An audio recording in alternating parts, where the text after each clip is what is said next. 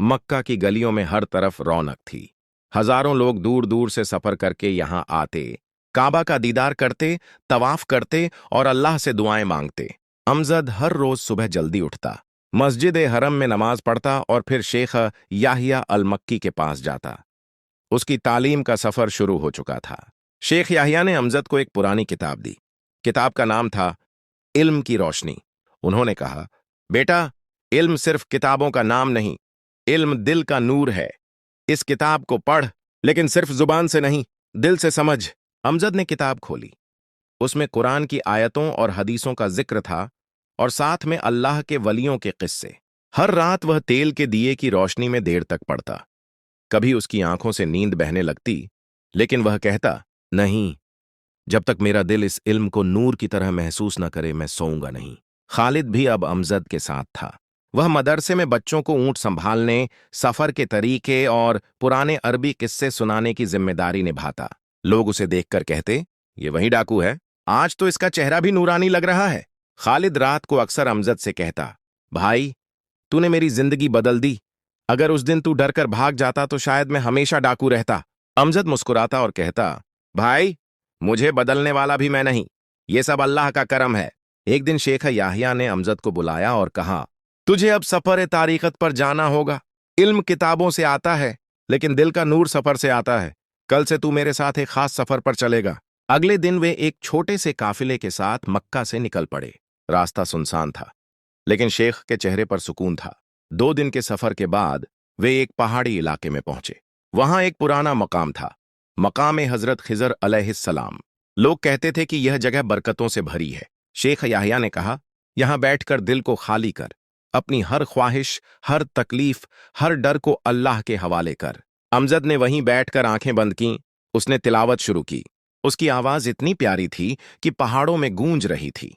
रात का वक्त था, चांदनी फैली थी। अचानक अमजद को ऐसा लगा जैसे कोई उसे पुकार रहा हो। अमजद! उसने आंखें खोलीं। उसने एक बूढ़े आदमी को देखा, जिनके चेहरे से नूर निकल रहा था। वो बोले, बेटा, इल्म की तलाश आसान नहीं, लेकिन तुझे मंजिल मिलेगी। अपने दिल को साफ रख। अमजद समझ गया कि यह अल्लाह के किसी वली की रूहानी मदद है। सफर के दौरान कई अजीब बातें हुईं। एक दिन उनका काफिला पानी के बिना फंस गया। सब प्यास से परेशान हो गए। शेख याहिया ने अमजद से कहा, बेटा, दुआ कर। अमजद ने हाथ उठाए, या अल्लाह, हम तेरे मेहमान हैं, हमें पानी दे। अचानक पास ही की चट्टान से पानी की धारा निकल आई। सब लोग हैरान रह गए। खालिद ने कहा, भाई, ये तो करामात है। अमजद ने मुस्कुराकर कहा, नहीं, ये अल्लाह का करम है। कुछ महीनों बाद वे मदीना पहुंचे।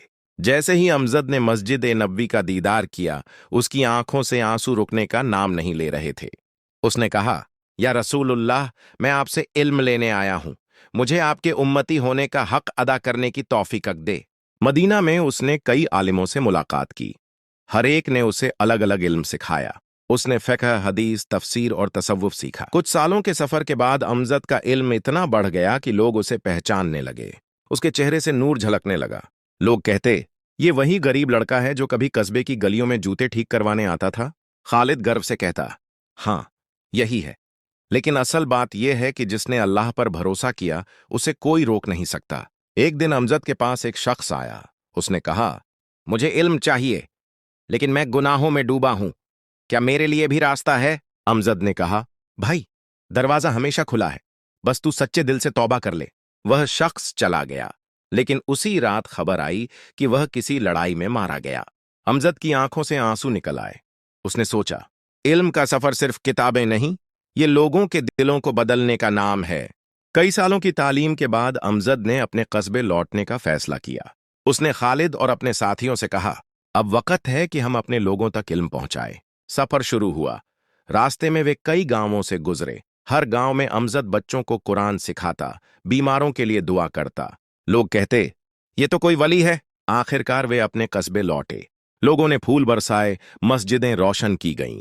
अमजद अब सिर्फ एक लड़का नहीं रहा था, बल्कि कस्बे का आलिम बन चुका था। उसने मदरसे को बड़ा किया, नए उस्ताद बुलाए और गरीब बच्चों की पढ़ाई मुफ्त कर दी। कस्बे में अमजद की वापसी ने जैसे सब कुछ बदल दिया।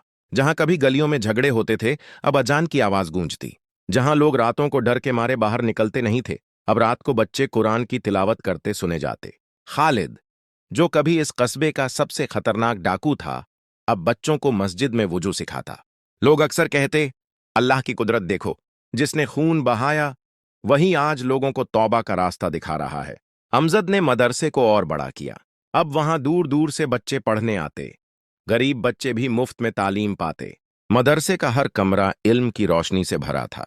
रात को जब बच्चे कुरान की आवाज में तिलावत करते तो ऐसा लगता जैसे पूरा कस्बा नूर में डूब गया हो। एक रात अमजद दिए की रोशनी में बैठा किताब पढ़ रहा था। खालिद आया और बोला, भाई, मैं सोचता हूं अगर तू उस दिन मुझे डांट देता, डर जाता या मुझसे दूर भाग जाता तो मैं आज कहां होता। अमजद मुस्कुराया और बोला, भाई, ये सब अल्लाह का काम है। वो चाहता था कि तू लौट आए। खालिद की आंखें भर आईं। उसने कहा, मैं अब अपनी आखिरी सांस तक नेक काम करूंगा। एक दिन कस्बे में खबर फैली कि पास के गांव में एक अजीब बीमारी फैल गई है। लोग डर गए। सब सोचने लगे कि यह बीमारी कहीं उनके गांव तक न पहुंच जाए। कस्बे के मुखिया ने अमजद से कहा, हजरत, हमें डर लग रहा है, क्या करें? अमजद ने कहा, डरने की जरूरत नहीं, मस्जिद में इकट्ठा हो जाओ, सब मिलकर दुआ करें। उस रात पूरा कस्बा मस्जिद में जमा हुआ। अमजद ने तिलावत की, दुआएं की। लोगों के दिलों को सुकून मिला। कुछ दिनों बाद खबर आई कि बीमारी थम गई। लोगों ने इसे अमजद की दुआ की बरकत माना। धीरे धीरे अमजद का नाम दूर दूर तक फैलने लगा। एक बार पास के कस्बे से एक औरत आई। उसका बेटा कई दिनों से बीमार था। डॉक्टरों ने जवाब दे दिया था। वह रोते हुए बोली, हजरत, मेरा बच्चा बचा लो। अमजद ने कहा, बहन, शिफा सिर्फ अल्लाह देता है, लेकिन चलो हम दुआ करते हैं। उसने बच्चे के सिर पर हाथ रखा और दुआ की, या अल्लाह, तू ही शिफा देने वाला है, इस मासूम को सेहत दे। कुछ देर बाद बच्चा उठकर बैठ गया। मां की आंखों में खुशी के आंसू थे। उस दिन से लोग कहने लगे कि अमजद के हाथ में करामात है।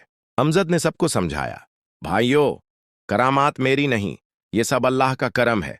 मैं तो सिर्फ एक बंदा हूं, लेकिन जहां अल्लाह के नेक बंदे होते हैं वहां आजमाइशें भी आती हैं। एक रात कस्बे में आग लग गई। लोग भागने लगे, घर जलने लगे। अमजद मस्जिद में खड़ा होकर दुआ कर रहा था, या अल्लाह, इस कस्बे को बचा ले। खालिद और उसके साथी आग बुझाने में लगे। कुछ देर में बारिश शुरू हो गई।